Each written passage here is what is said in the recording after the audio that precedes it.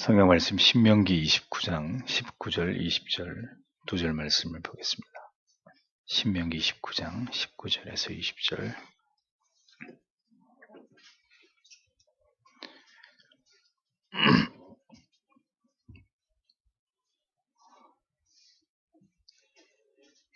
같이 읽겠습니다. 이 저주의 말을 듣고도 심중에 스스로 위로하여 이르기를 내가 내 마음을 강팍케 하여 젖은 것과 마른 것을 멸할지라도 평안하리라 할까 염려함이라. 여호와는 이런 죄를 사하지 않으실 뿐 아니라 여호와의 분노와 질투의 불로 그의 위에 붙게 하시며 또 이 책에 기록된 모든 저주로 그에게 더하실 것이라. 여호와께서 필경은 그의 이름을 천하에서 도말하시되. 아멘. 네, 믿음으로 말미암는 중생 그리고 회개. 오늘은 회개의 정의와 그 요소들에 대한 설명으로 5항에서 9항까지를 해설하도록 하겠습니다. 네, 다섯 번째 항으로 회개의 정의입니다. 회개의 정의.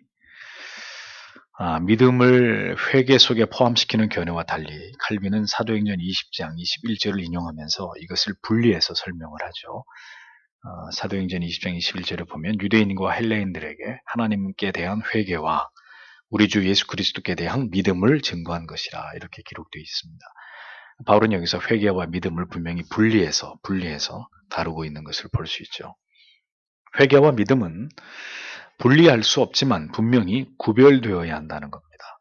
그러니까 믿음이 없는 소망도 없고 소망이 없는 믿음도 없듯이 그렇게 존재할 수 없음에도 믿음과 소망이 엄연히 구분되듯이 믿음과 회개도 마찬가지라는 거죠.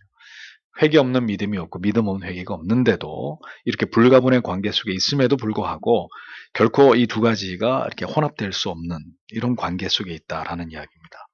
믿음이 분명히 회심의 중요한 부분인 이유는 그 의미 속에서도 분명하게 드러난다고 칼빈이 밝히는데, 회개를 뜻하는 히브리어는 전환, 복귀라는 뜻에서 이 단어에서 파생이 됐고, 헬라어에서는 마음이나 의도의 변화를 뜻하는 단어에서 이 회개란 말이 파생이 됐습니다.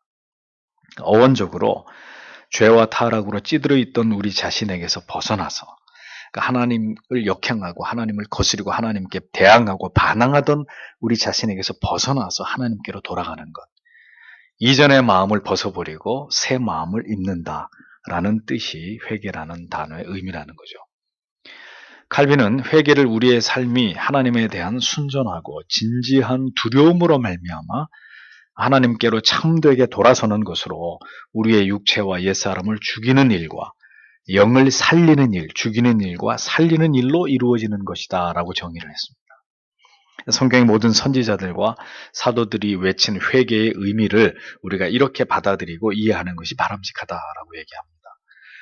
죄로 인해서 혼란에 빠져 있고 하나님의 심판에 대한 두려움으로 인해서 마음의 깊은 눌림과 찔림을 받는 상태에 있으므로 자기를 낮추고 하나님 앞에 엎드리면서 올바른 길로 돌이키는 것, 이게 참된 회개라는 거죠. 그러니까 참된 회개가 이루어지려면 그 참된 회개가 이루어지기 위한 그 안에 포함되어야 될 요소들이 있다는 거예요. 참된 회개가 한 영혼 가운데 일어나려면 그 영혼에 어떠한 어떤 증상들이 나타나야 되느냐. 죄로 인해서 혼란에 빠지고 하나님의 심판을 몹시 두려워하게 되고 마음의 깊은 눌림과 찔림을 받고 있는 상태에서 자신을 하나님 앞에 겸손히 낮추면서 하나님 앞에 엎드려서 하나님 돌이키기를 원합니다. 돌아가길 원합니다. 다시 하나님께로 돌아가길 원합니다. 라는 이러한 정서들이 그 사람의 영혼 가운데 나타나야 그것이 참된 회개이다. 이렇게 얘기하는 겁니다. 주님, 저의 잘못을 용서해 주십시오. 회개합니다. 다음에 제가 똑바로 살겠습니다. 이상 끝. 회개가 아니라는 거죠. 회개가. 그건 말장난에 불과한 거죠. 하나님 앞에. 하나님을 멸시하고 육신의 정욕에 빠져 방종하며 살던 사람이 하나님의 말씀에 순종하기 시작하고 즉시 하나님의 부르심에 응답하게 될 때, 이런 것들이 회개라는 거예요. 회개가 일어날 때 나타나는 영혼과 육체의 변화라는 거죠. 모든 행실에서 이러한 회개의 정신을 드러내 보이는 삶을 살아갈 때 회개에 합당한 열매를 맺은 것이다 라고 사도 요한과 바울은 설명을 하고 있습니다. 죄가 우리 안에 들어와 우리를 속이고 우리를 속이고 급격히 그 세력을 확장해 나아갈 때 제일 먼저 일어나게 되는 우리의 마음의 변화는 뭐냐면 양심의 소리를 무력화시키는 거예요. 그러니까 양심의 저항을 감소시킬 때 우리의 영혼은 급격히 하나님의 말씀, 하나님이나 하나님의 말씀에 대한 두려움을 상실하기 시작합니다. 양심의 저항과 하나님에 대한 두려움이 무디어진 그런 상태에서 죄를 지을 수 있는 최적의 환경이 만들어지게 되는 것이고, 그러면 이제 죄는 파죽지세로 우리 안에서 그 세력을 확장하고 발전시켜 나아가면서 광범위하게 악의 유혹을 받아들이고 악을 행하는 일들이 우리의 영혼과 육체를 통해서 거침없이 일어나게 되는 것입니다. 그것이 신자가 죄악에 빠져들 때 일어나는 일이라는 거죠. 기다렸다는 듯이 죄를 지을 수밖에 없는 상황에 꼬리를 물고 일어나게 되고 세상으로 깊이 빠져들면서 은혜는 점점 다 소멸돼 버리는 이런 일들이 신자의 영혼 속에서도 일어나는 것입니다. 하나님으로부터 멀어지고 신앙으로부터 멀어지는 일들이 모두 우리의 마음에서 비롯되는 일이기 때문에 하나님이 다시 우리를 고치고 회개시키고 하나님께 돌아오게 할 때도 어디서부터 일어날까요? 그 일이 마음에서부터 일어나는 거예요. 마음으로 하나님으로부터 하나님의 말씀으로부터 멀어지면서 죄악으로 빠져들듯이 회복도 하나님이 그의 마음을 먼저 만지고 움직이고 은혜에 반응하도록 만드시는 것으로 시작되는 것입니다. 그래서 하나님께서는 하나님께로부터 멀어진 그 마음에 다시 은혜를 부어주셔서 그 딱딱하고 굳어버린 그 마음을 녹이고 어린아이의 살결처럼 보드랍게 만들어서 다시 하나님의 말씀이 그를 두드리면서 역사할 때 그 말씀에 반응할 수 있는 그런 심령으로 바꾸어 가시는 것이죠.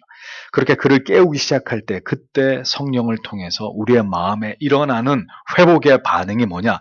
하나님을 향한 두려움의 회복입니다. 두려움의 회복. 이렇게 살다가 내가 하나님의 심판을 받을 수도 있겠구나. 내가 하나님의 징계와 보응을 받고 그 하나님의 두려운 심판이 내게 임하게 될 수도 있겠구나. 마음의 이유를 알 수 없는 두려움이 일어나게 되고 자신이 지금 하나님께로부터 얼마나 멀어져 있는지를 자각하게 되는 감각과 마음이 생겨난단 말이에요. 어떤 사람에게 그 마음이 무너져서 깊이 뒤로 물러가서 깊은 침체에 빠져있던 사람이 다시 그 마음을 회복되려고 할 때, 회개가 일어나려고 할 때 그런 역사가 그의 마음속에서 영혼에서 일어난단 말이에요. 그리고 마침내 자신의 죄가 죄로 선명하게 인식되기 시작하면서 내가 하나님 앞에서 이러한 추악한 죄를 범하면서 이토록 하나님의 마음을 아프게 하면서 이 지경에까지 이르게 되었다는 것에 대한 통회와 자복이 뒤따르게 되는 것입니다. 그렇게 다시 하나님께로 돌아가는 역사가 성령이 부어주시는 회개의 영을 통해서 성도 안에서 일어나게 되는 것이라는 거죠. 어제까지 지어오던 모든 죄악을 극도로 혐오하고 미워하면서 완전히 그것들로부터 단절되는 이런 변화와 역사가 일어나게 되는 것입니다. 그것이 성령으로 말미암은 진실되고 진정한 회개이다라는 겁니다. 이 부분은 뒤에서도 또다시 언급을 하죠. 여섯 번째로 회개, 하나님께로 돌이킴. 회개의 정의를 좀 더 구체적으로 칼빈이 설명을 합니다. 첫 번째는 회개의 회개를 하나님께 돌이킴이라고 부른다면 거기에는 외적인 행위뿐만이 아니라 영혼의 변화까지도 동반되어야 되는 것이다. 이렇게 설명을 합니다. 옛 본성을 버릴 때 새로운 본성에 따른 행위의 열매가 생겨나게 된다는 거죠.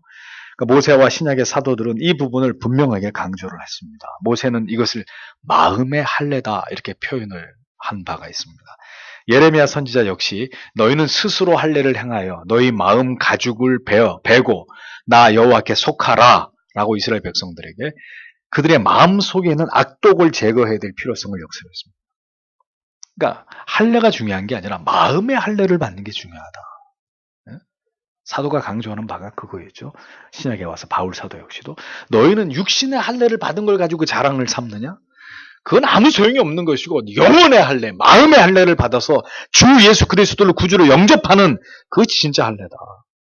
그런데 어찌됐든 이 회개는 하나님께로 돌이키는 것인데 이 마음의 할례라고 표현을 했다는 것입니다. 구약의 모세나 예레미야 선지자나 하나님께서 우리의 마음을 감찰하시고 우리의 마음을 고치시는 분이시기 때문에 우리가 두 마음을 품고 하나님을 속이고자 하는 것은 절대로 바람직한 것이 아니라는 거죠. 그래서 이사야는 외형적으로는 열심히 회개하는 모습을 보이지만 가난한 자들에게 부리는 온갖 횡포와 불의한 짐을 내려놓지 않는 이런 외식자들의 행위를 통렬하게 책망하고 있는 것을 볼 수 있습니다. 외식적인 회개죠. 네? 눈에 보라고, 사람들이 보라고 하는 회개. 회개는 그렇게 자의적이고 마음의 통회함이 없이 어떤 외적인 행위만을 바꾸는 것이 아니라는 거죠. 거룩한 슬픔으로 자신의 죄를 회개하고 그 마음이 새로워지는 은혜를 얻지 못할 때 그러면 그런 자의 외식적인 가식적인 회개는 추악하고 악한 것일 뿐이라는 거예요. 회개하는 척하는 거죠. 회개하는 척. 거드름을 피우면서 성전에는 금화를 연보통에 넣고 오 거룩하신 하나님 내 죄를 사해 주옵소서. 이 바리새인의 가식적인 회개보다는 과부가 전 재산을 하나님 앞에 바치면서 눈물을 떨구면서 하나님 앞에 참회하는 이런 회개를 더 기뻐하신다는 거죠. 하나님. 그러니까 회개는 그렇게 마음의 통회함이 없이 행위만을 바꾸는 게 아니다.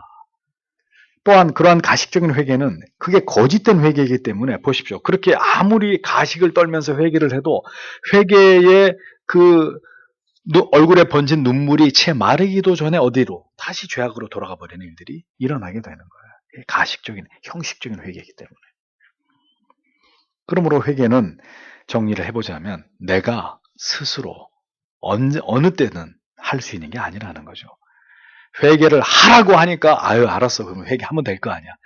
그렇게 할 수 있는 회개가 아니라 먼저 마음이 깨어지고 깊이 죄를 깨달아 뉘우치는 그 하나님의 심판의 두려움 앞에서 사시나무 떨듯이 떨면서 내가 주님께로 돌아가지 않으면 정말 내 인생에 어떤 행복도 기쁨도 다 증발돼 버리고 나는 고통 가운데 살 수밖에 없다. 이 두려움과 마음의 눌림과 고통이 엄습하면서 그 영혼이 송두리째 하나님 앞에 변화되는, 그래서 참여하면서 죄를 토해내는, 통렬하게 그 죄를 고백하면서 눈물로 하나님 앞에 죄를 회개하게 되는 그런 회개라야 생명에 이르는 회개가 되는 것이다 라는 것입니다. 7번째, 회개, 하나님을 두려워하는 데서 생겨남. 다시 여기서 이 부분을 얘기하죠. 자, 2번째, 회개는 하나님을 향한 진지한 두려움에서 비롯된다고 칼빈이 설명을 합니다. 하나님의 심판에 대한 두려운 일깨움이 일어날 때 죄인의 마음에 회개할 마음이 일어나게 되는 거죠. 죄를 한참 짓고 죄 가운데 깊이 빠져 있을 때는 그런 생각이 안 들어요. 그 죄의 낙을 누리면서 오늘도 내일도 계속 이 즐거움이 계속되는 것을 즐기고 있는 자기를 보는 겁니다. 근데 하나님이 그렇게 죄의 낙을 즐기면서 하루 이틀 계속 하나님께로부터 멀어지면서 죄를 짓는 자의 마음을 이제 하나님이 돌이키려고 마음먹을 때는 감당할 수 없는 그 마음에 자기가 지금 저지르고 있는 그 죄에 대한 하나님의 심판이 있을 것이라는 것에 대한 두려움이 엄습하는 거예요. 응? 이게 하나님의 은혜가, 그 회개의 영이 그에게 임하고 있다는 증거예요. 그러니까 어제까지는 그렇게 죄를 못된 짓을 하고 악한 짓을 하고 세상에 물들어가지고 막 정신없이 죄를 짓는 내가 뭐가 잘못되는지를 몰랐는데 하나님의 나를 깨우고 회개케 하시는 은혜가 나에게 부어질 때 그 모든 것에 대한 두려움이 엄습하는 거죠. 죄인에게 이러한 하나님의 심판의 임박성이 그 마음에 자리 잡게 될 때 어떤 일이 벌어져 있습니까? 모든 마음의 안식과 평안이 산산조각이 나버리고 그 심판에 대한 두려움과 눌림이 생각과 마음을 온통 지배하게 되는 일이 일어나게 되는 것입니다. 내가 이러다 정말 죽을 수도 있겠구나. 내가 하나님의 심판을 받아서 내가 쫄딱 망해버리는 이런 일이 일어날 수도 있겠구나. 그러하기에 성경은 회개를 촉구할 때 언제나 뭘 함께 언급한다고요? 언제나 하나님의 심판을 함께 돌아와라. 제발 돌아오지 않으련 내가 너를 너무너무 사랑하고 기다린 하나님은 그런 심판의 하나님이 아니란 말이에요. 회개를 얘기할 땐 반드시 돌이켜라. 돌이키지 않으면 죽는다. Repent or perish. Repent or perish. 회개하라. 아니면 또는 멸망당해라. 돌이키든지 멸망당하든지. 두 가지를 같이 돌이키면 좋겠다. 내가 생각할 때는 네가 돌아오면 참 좋을 것 같아. 그런 차원이 아니라. 돌이키지 않으면 멸망당한, 너의 심판이 너에게 임한다. 예레미야 4장 4절에 유대인과 예루살렘 거민들아 너희는 스스로 할례를 행하여 너희 마음 가죽을 베고 나 여호와께 속하라. 그렇지 아니하면 너의 행악을 인하여 나의 분노가 불같이 발하여 사르리니 그것을 끌 자가 없으리라. 사도행전 17장 30절에서 31절. 알지 못하던 시대에는 하나님이 허물지 아니하였거니와 이제는 어디든지 사람을 다 명하사 회개하라 하셨으니 이는 정하신 사람으로 하여금 천하를 공의로 심판할 날을 작정하시고 이에 저를 죽은 자 가운데서 다시 살리신 것으로 모든 사람에게 믿을 만한 증거를 주셨음이니라 하니라. 이렇게 기록되어 있습니다. 성경은 심판자로서의 하나님이 형벌이 가해졌을 때 회개하지 않는 경우에 어떻게 된다고요? 더 큰 형벌이 임하게 된다는 것에 대해서 경고하고 있습니다. 제가 학교 다닐 때, 중고등학교 다닐 때 유난히 그 반항심이 많은 아이들이 있었어요. 저 같은 경우는 선생님이 인상만 써도 잘못했습니다. 이렇게 하는 스타일이기 때문에 별 맞을 일이 없어요. 이렇게 잘못할 일도 없지만. 근데 꼭 이제 반에서 좀 거친 애들이 반항하는 애들이 있어요. 이제 앞에 나와요. 그러면 이제 벌써 표정부터가 뻣뻣해가지고 이제 반항기 가득한 눈빛과 행동을 보이면 선생님이 어떻게 해요? 그냥 한 대 때릴 거 2대. 그래도 반성도 안 하고 잘못했습니다도 안 해. 시계를 풀러. 웃옷을 벗어. 저 뒤에 가서 마대자루 가져와. 이제 어떻게 돼요? 강도가 점점 세지는 거예요. 그 반쯤 죽는 거예요, 이제. 하나님의 형벌이 가해졌습니다. 처음에는 하나님이 우리를 그렇게 무자비하게 다루시지 않아요. 하나님이 약하게 형벌을 가해. 그런데 끄떡하지 않는단 말이죠. 신명기 29장 19절에서 20절 말씀처럼 이 저주의 말을 듣고도 심중에 스스로 위로하여 이르기를 내가 내 마음을 강팍해 하여 젖은 것과 마른 것을 멸할지라도 평안하리라 할까 염려함이라. 여호와는 이런 자를 사하지 않으실 뿐 아니라 여호와의 분노와 질투의 불로 그의 위에 붙게 하시고 또 이 책에 기록된 모든 저주로 그에게 더하실 것이라. 여호와께서 필경은 그의 이름을 천하에서 도말하시되 여호와께서 곧 이스라엘 모든 지파 중에서 그를 구별하시고 이 율법책에 기록된 언약의 모든 저주대로 그에게 화를 더하시리라. 그러니까 이쯤 되면 그는 그렇게 해서라도 돌이키면 하나님의 백성인 것이고 이렇게 하나님의 진노 위에 진노 위에 저주 위에 저주 위에 심판이 더해지는 이런 케이스가 되면 그건 진멸이죠.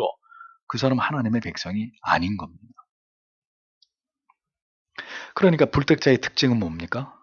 돌이키지 않는 거예요. 아무리 때려도 이를 부득부득 갈면서 더 눈을 부라리면서 끝까지 반항을 하고 불순종하고 거스리고 하나님을 저주하지 하나님 앞에 무릎을 꿇지 않는다는 거예요.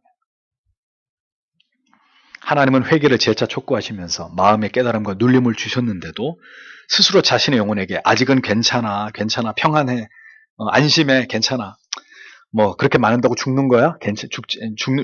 죽으란 법은 없어. 이러면서 스스로 자기를 안심시키는 이런 어리석은 자가 있다면 이 두려운 말씀을 반드시 기억해야 된다. 이거죠. 모든 저주와 화가 그에게 더해진다.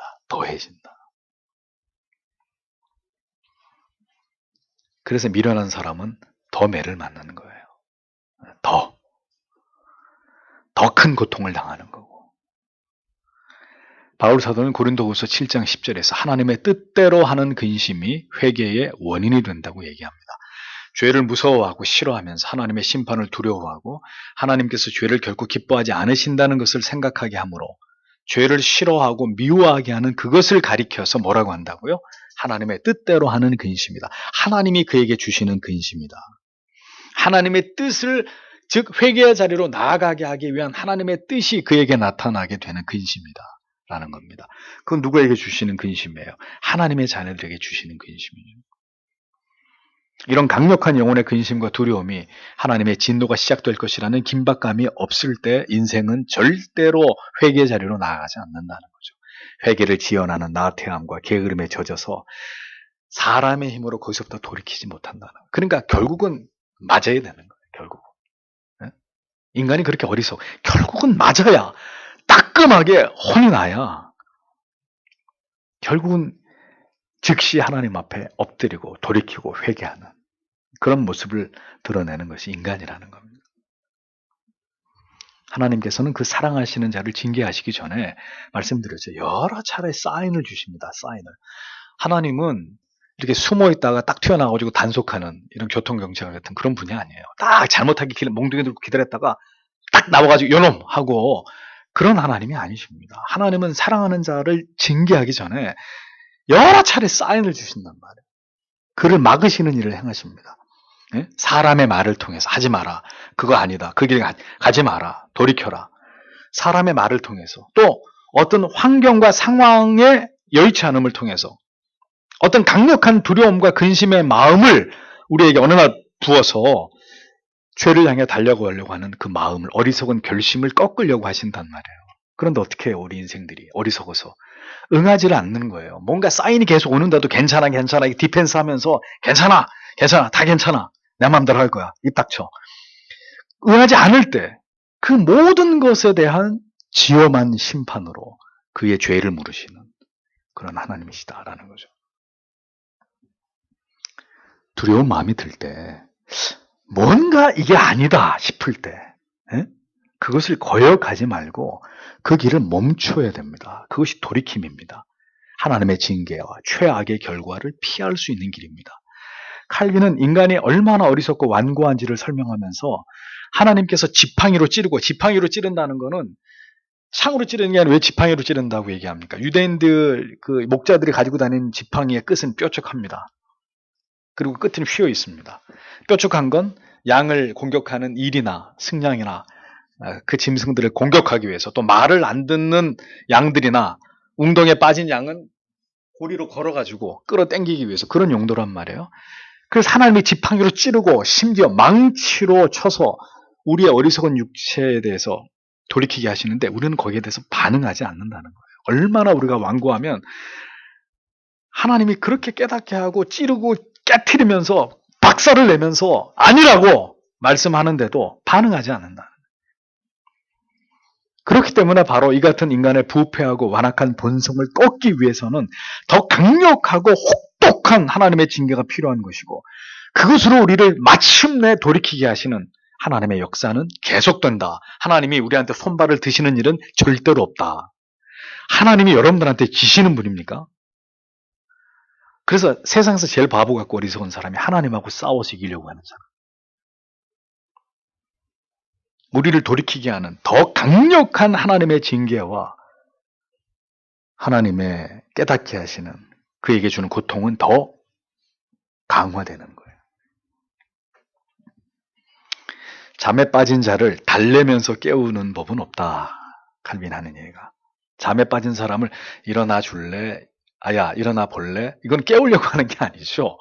그렇죠. 더 잘하는 얘기예요. 깨우려고 하면요. 찬물을 들이부어야죠 얼굴에다가. 그러니까 성경은 이러한 죄에 빠진 자를 건지심에 있어서 하나님의 단호하심을 곳곳에서 나타낸다. 한번 돌아와 볼래? 이젠 좀 돌아올 때가 되지 않았니? 이런 차원이 아니라 강력하게 하나님이 자기 백성을 그 죄로부터 끌어내실 때 단호하게 하나님이 그 일들을 그에게 집행하신다는 것. 이러한 하나님께 돌이킴은 하나님께로 돌이키게 하는 이 회개는 큰 죄악 가운데 있는 자들에게만 해당되는 게 아니다라고 얘기합니다. 칼빈. 오히려 굉장히 겉으로 볼 땐 덕스러운 삶을 살아가고 온유하고 예수를 참 잘 믿는 것 같고 겸손한데 그런데 그렇게 보이는데 실상 그 사람은 하나님을 경배하는 일과 상관없이 삶을 살아가고 있다는 거죠. 사람들이 볼 때는 잘 믿는 것 같고 믿음이 좋은 것 같은데 참 좋은 사람처럼 보이는데 그 사람이 불신자이거나 신자이거나 상관없이 하나님을 온전히 예배하고 하나님께 온전히 복종하고 경배하는 사람이 아니라면 그것을 위해 신앙에 열심을 내는 사람이 아니라면 칼빈이 얘기합니다. 그 또한 가증한 사람이다. 돌이켜 회개해야 될 사람이다. 라고 얘기하는 거예요. 교회를 튕겨 나가가지고 세상에서 막 죄를 지으면서 살고 있는 그 사람만 회개해야 될 사람이 아니라 교회 안 빠집니다. 뭐 모든 일을 열심히 하고 다 하라는 거 다 하고 하지만 그의 마음이 그의 중심이 정말 하나님을 경배하고 경외하고 예배를 사랑하고 정말 하나님의 말씀에 사로잡혀 있는 사람이 아니라면 가증스러운 자라는 거예요. 회개해야 될 사람이라는 거예요. 하나님께 존귀와 영광을 경배를 돌리지 않는 삶. 은근히 자기 자신의 사람들에게 이렇게 이름이 나고 이렇게 존경을 받고 인정을 받는 것을 즐기고 있는, 그것을 위해서 선을 행하고 어떤 덕을 끼치는 이런 삶, 이런 사람. 정말 하나님 앞에서 자신을 부복시키는 마음이 없으면 그 사람 또한 하나님의 영광을 도적질하고 있는 회개해야 될 자에 불과하다고 칼빈이 지적을 합니다. 부복이라는 말이 뭡니까? 고개를 숙이고 엎드림이란 뜻이잖아요. 내가 죄인이라는 걸 깨달아서 하나님의 존재하심 앞에서 자기를 잔뜩 낮추는 사람. 그런 사람이 아니면 다 회개해야 돼.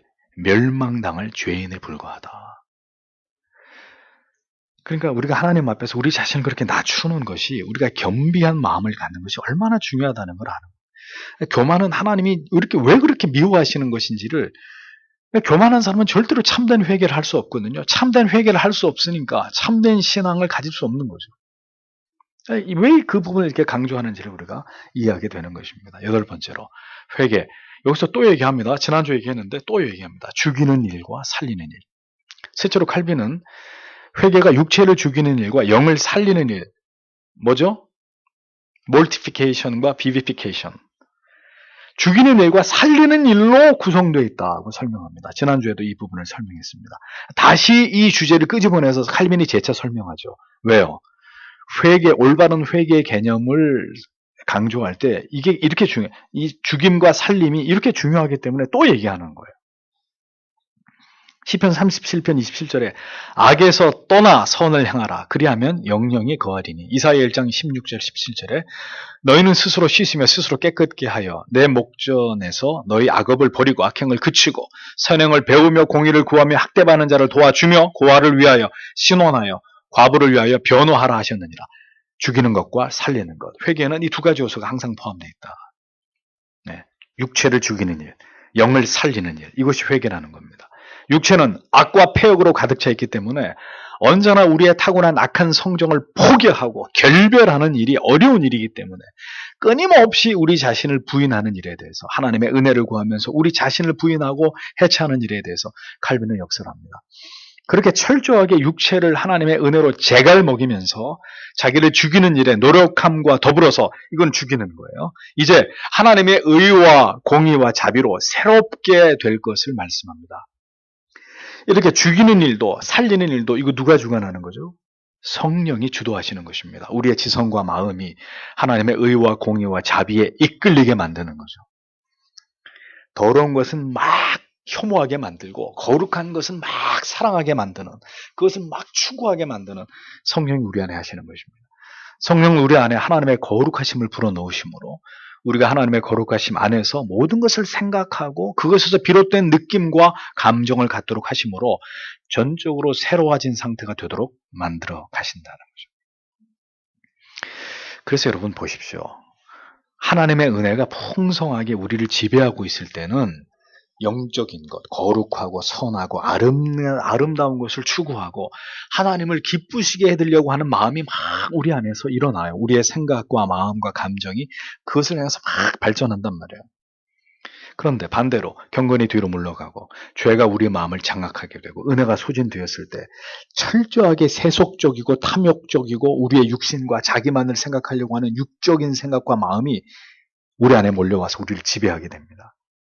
우리의 마음은 본성적으로 하나님께로부터 돌아서서 나를 위하려고 하기 때문에 언제나 죄인들은 하나님, 이타적인 하나님과 이웃을 향한 마음이 아니라 나, 어떻게 해서든지 나. 하나님께로부터 돌아서서 나를 위하려고 하기 때문에 그렇게 하는 자기를 끊임없이 부인하고 자기의 이기적 본성을 죽이려고 하는, 하나님의 은혜를 구하고 하나님의 도우심을 구하지 않으면 그 방향으로 갈 수밖에 없는 거예요. 칼빈이 얘기했잖아요. 우리는 하루 종일 죄를 만들어내는 공장, 우리의 영혼은 온통 죄를 만들어내는 공장이다. 항상 죄를 묵상하고 죄를 큐티하고 말이죠.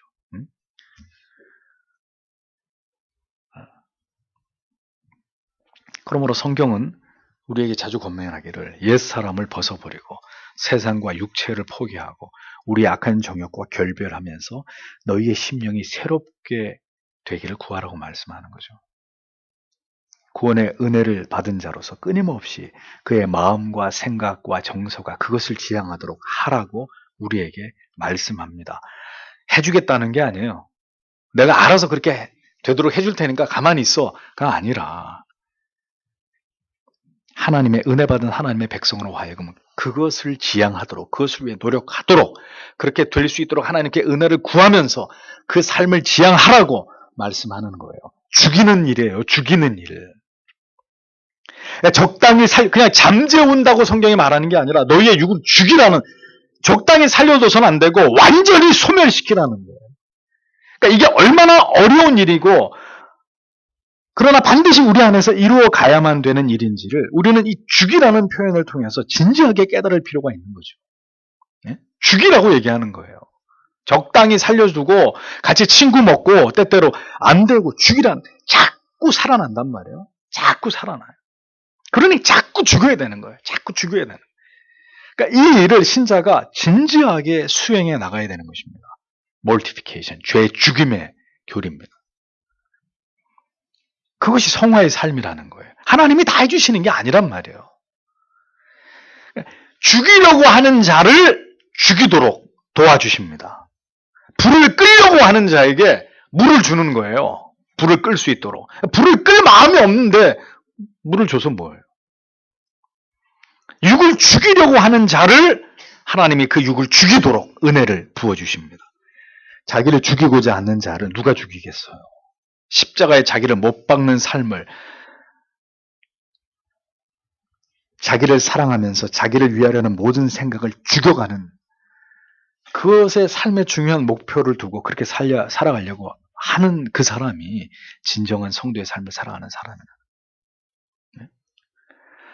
여러분, 이 모든 것이 저절로 될 거라고 생각하지 마십시오.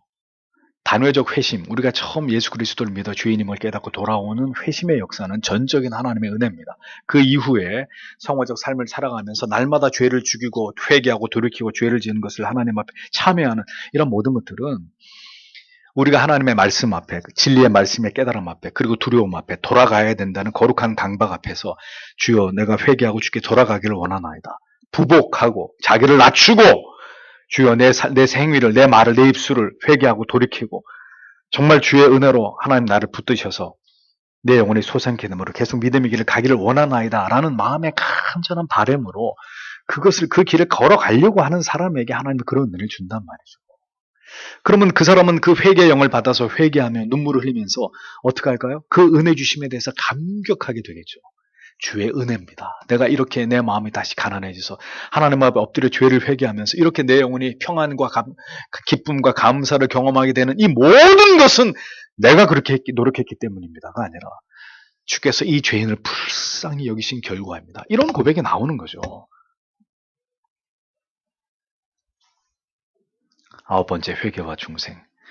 죽이는 일도 살리는 일도 여기서 중요한 얘기를 합니다. 우리가 다 예수 안에 있을 때 일어난다는 거예요. 날마다 그리스도의 죽으심을 묵상하고 그 죽으심의 효력을 믿고 바라볼 때 우리의 옛사람도 십자가에 못 박히고 육의 본성이 멸하여져서 활개를 칠 수 없는 그런 상황이 이르게 되는 거죠. 또 그리스도의 부활에 참여할 것에 대한 확신과 소망으로 말미암아서 우리는 날마다 이신칭의의 생명 속에서 일으킴을 받을 수 있는 것입니다.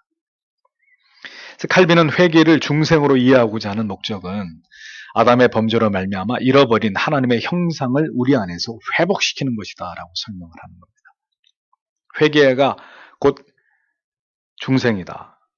회개를 통해서 중생이 일어나고 중생은 회개와 뗄 수 없는 관계를 설명하면서 그렇게 우리를 중생하게 하시는 목적은 아담의 범죄로 깨어져 버린 하나님의 형상이 우리 안에 완전한 회복은 아니지만 그것을 향해 다시 회복이 일어나고 그 회복을 진행시키기 위한 것이다. 고린도후서 3장 18절에 우리가 다 수건을 벗은 얼굴로 거울을 보는 것 같이 주의 영광을 보매 저와 같은 형상으로 화하여 영광으로 영광에 이르니 곧 주의 영으로 말미암음이니라. 에베소서 4장 23절 24절에 오직 심령으로 새롭게 되어 하나님을 따라 의와 진리의 거룩함으로 지으심을 받은 새 사람을 입으라. 새 사람. 네.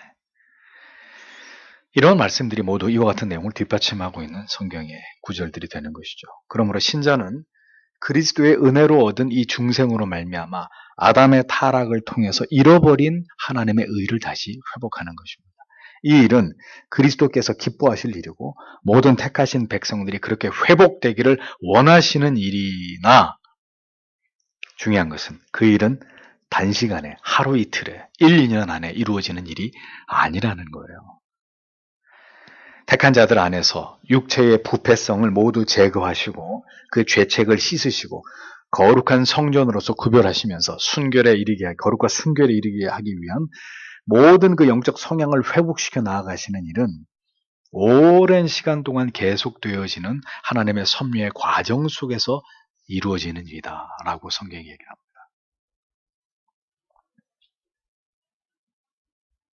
그래서 우리의 중생은 우리의 구원은 단회적이나 그 구원이 이루어지는 과정은 점진적인 것입니다.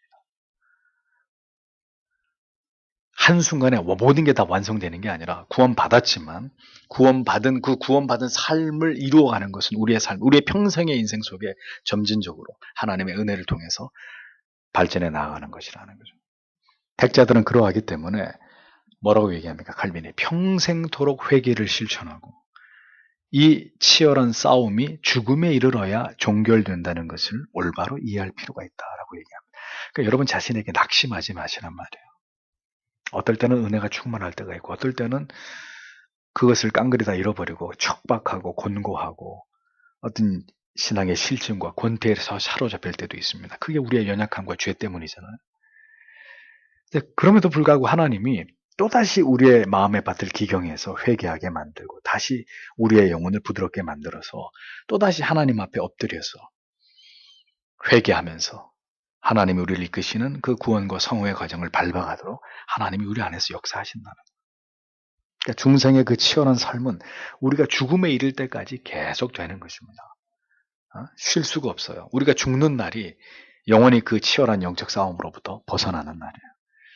칼빈은 누구든 하나님을 가까이 닮으면 닮을수록 하나님의 형상이 그의 안에 더욱더 빛난다고 말합니다. 심령이 깨끗한 자는 복이 있나니 저가 하나님을 볼 것이며 라고 했잖아요.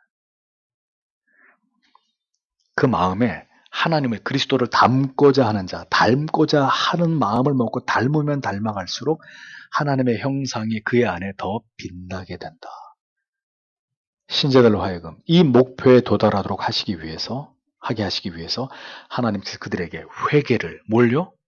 회개를, 영혼을 자꾸 닦아내는, 영혼의 죄를 닦아내는 그 회개를 지속해 나아갈 것을 명하시기에 신자는 평생토록 자기를 돌아보아서 죄를 회개하는 일을 쉬지 말아야 한다는 것입니다. 그래서 저도 평생토록 이빨을 별로 손보지 않다가 몇 년 전부터 치과에 한 2년에 한 번씩 가는데 치과에 한 번 갈 때마다 한 10년씩 늙는 것 같아요. 그 치석 제거하고 뭐 떼우고 이러면서 아주 그냥, 근데 그걸 거르잖아요. 나중에는 더 죽는 거예요. 그건 당해보신 분만 알아요.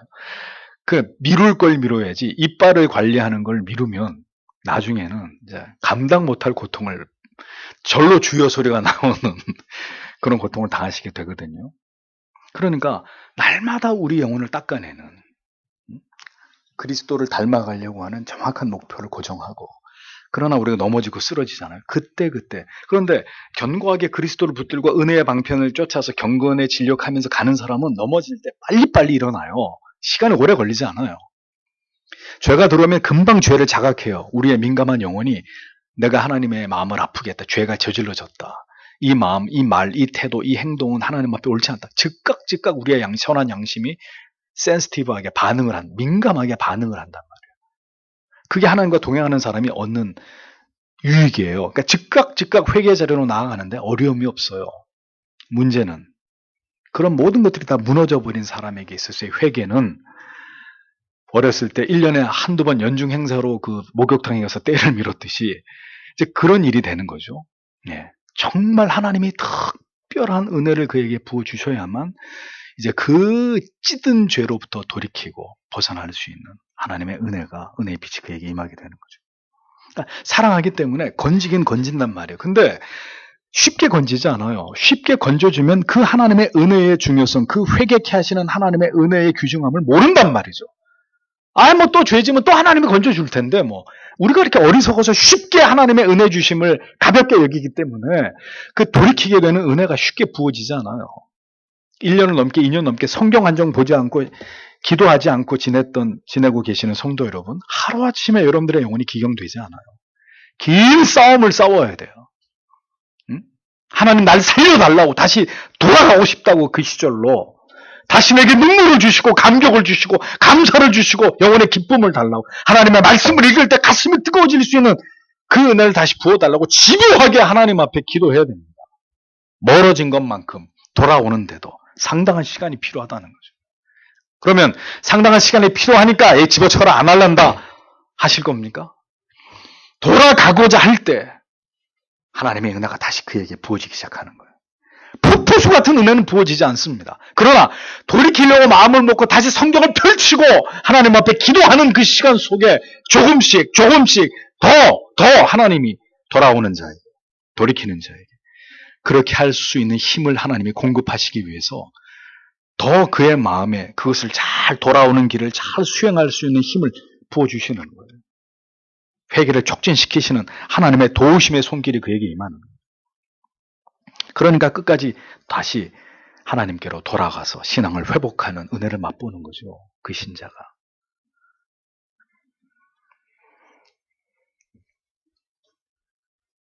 평생토록 자기를 돌아봐 죄를 회개하는 일을 쉬지 말아야 되는데 그건 저절로 되는 게 아니에요. 언제나 십자가를 묵상하는 삶에서 지속되는 것입니다. 오늘 지체 여러분 중에 성찬식 참여 안 하신 지체가 있습니다. 그럴 수 있습니다. 우리는 완전하지 않기 때문에. 그런데 성찬식이 무엇입니까? 이렇게 쓰러져 있는 우리를 다시 이렇게 세우고 다시 내 영혼을 추스릴 수 있는 기회란 말이에요. 그러면 교회가 성찬식이 있다고 여러분들에게 말씀을 드리고 한두 주 전부터 준비하게 하고 성찬 사경과 있습니다. 목숨 걸고 나오셔야죠. 그리고 나를 회복시키시는 하나님의 은혜를 간절히 구하면서 그걸 기회로 삼아요. 이번에도 안 하면 돼. 뭐 어떡할 거야? 내가 준비가 안 됐는데. 이것은 하나님이 여러분들을 위해서 모든 것을 정성을 다해서 준비했는데 여러분이 만약에 여러분 집에 누가 손님이 온다 그래가지고 장에 가서 정말 떡 벌어지게 상을 차렸단 말이죠. 온갖 정성을 다해서 상을 차렸는데 미안해 오늘 못 가. 끝. 여러분 그 사람을 다시 초대하고 싶은 마음이 들겠어요? 저 같으면 안 들 거예요. 그런데 우리 좋으신 주님은 또다시 여러분들을 위해서 만찬을 차리실 겁니다. 근데 그렇게 하면 안 된다는 거예요. 네? 주께서 여러분들에게 이 은혜의 방편을 통해서 은혜 주심과 약속하신 이 성찬을 하나님이 준비하시며 여러분들에게 자기를 돌아보고 준비하라는데 그거를 우습게 여기고 게을리 여기고 자기의 죄를 방치하고 자기 고집대로 하나님의 은혜 주시는 자리를 쉽게 여긴다. 여러분 그것은 올바른 믿음의 태도가 아니에요. 은혜 받고자 하는 마음, 소생케 되기를 원하는 태도가 아니에요.